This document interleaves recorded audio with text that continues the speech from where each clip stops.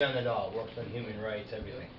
And one thing she wants to ask, really going to Troy, is when you stand up on the floor and you say what you're going to say, and even in the feds when they do that, how many of those Congress people, how many of those legislators' minds do you ever change? Because it looks to me that you come out of caucus, looks to her, you come out of caucus, you know where you're going to go, you know you're going to go with the big floor show.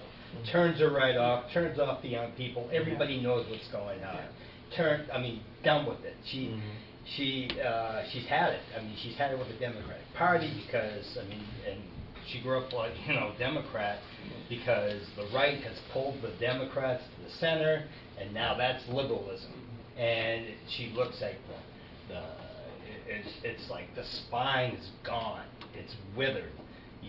An $80 million tax cut to the insurance and all that, and then we cave to all that. This is what my daughter tells me. She's not the only one. Her friends talk about, like, why do I get involved? I'll never vote again. I mean, that's... And they just turned 18. Most of them have just turned 18. Most of them have just turned 18 this last election cycle. No, I understand that, but a lot of them are in tune. They're smarter than you think. And they are more engaged than you think. And it's the same thing with the union movement. We get you in office, then you forget us. And there's a few of you. I mean, the working class people that do it, who have been there. You can't tell me that somebody who hasn't done this before, or hasn't worked before, really doesn't, I'm going to go to the lobbyists instead of this working class, because that's what they know, and that's the trend they always see. So on that question, do you change minds? Well, I don't know. I mean, you had brought it up about young people too, and it's frustrating because I could sit on one hand and say that it doesn't make a difference, and I could point to times when it didn't, and I had my heart broke and I just wanted to give up, and then I could probably point to other times whenever enough people got together and did something good, and I'd rather think that collectively people could get together and try and change the state in a better way. I think we've messed up on a lot of policies. I think we could definitely do a lot of things here in the state to bring back some jobs for younger people, for people overall, so there wouldn't be that despair. But for yourself, Jim, or your question, I mean, I think when I was in the House, I think I certainly felt that there was that kind of excitement that you never knew exactly how something was going to fall, because there were so many people. Sometimes you had a pretty good idea, but there was always surprises. In the Senate, it's rare. I mean, if you're in the majority, you usually know pretty well, and quite honestly, the ones that you don't know are the labor issues.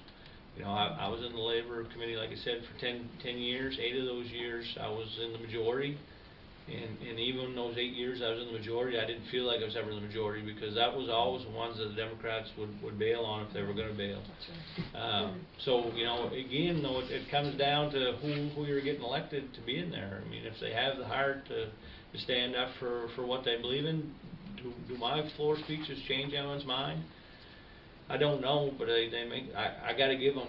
It's why I'm there. I still hope it makes somebody change their mind. I mean, it really is unbelievable when I look at some people, and they've come from Maine, they're somewhere in Maine, and an issue that is so black and white to me is they're so different on it, and I can't understand it. Their background, I don't know, maybe they were a police officer or whatever, but they don't seem that different from me. But they have a completely different view of the thing that's so black and white to me, and I look and then I wonder if it's me, because I can't see how we can be so opposite. But and those people, quite honestly, no, you never change those.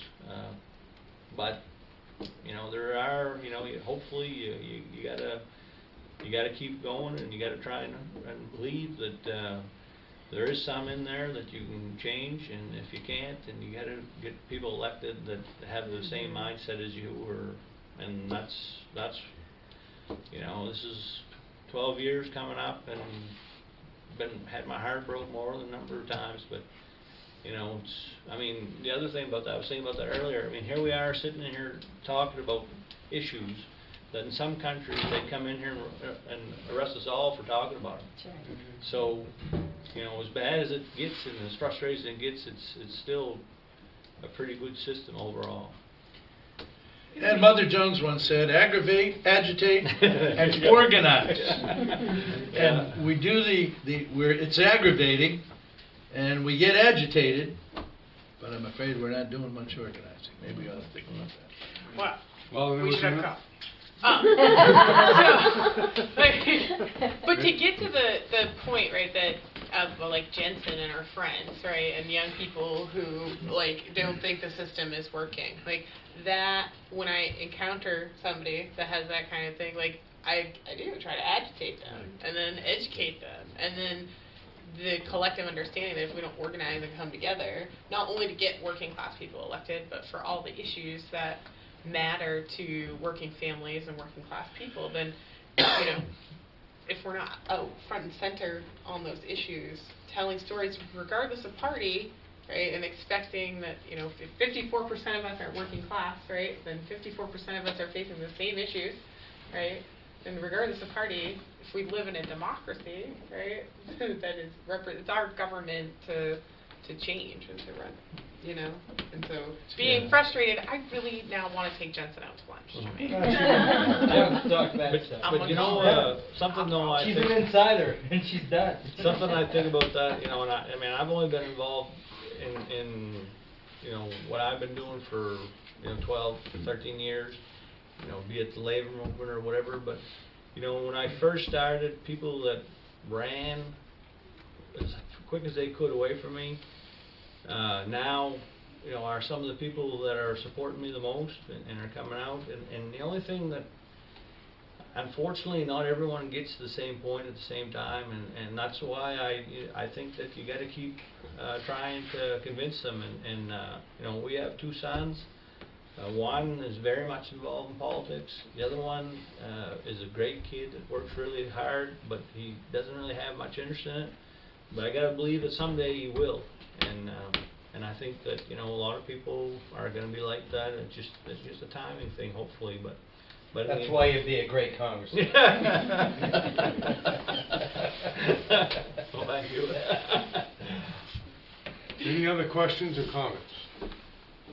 Okay, I'd like to end this on a positive note, and that is, this has been an extremely constructive dialogue, and I'm reminded continually of a great line that the late great Senator Edward Kennedy used to say, and that is, he said, it is important never to give up and always keep up the good fight for worker rights, justice, dignity, and opportunity.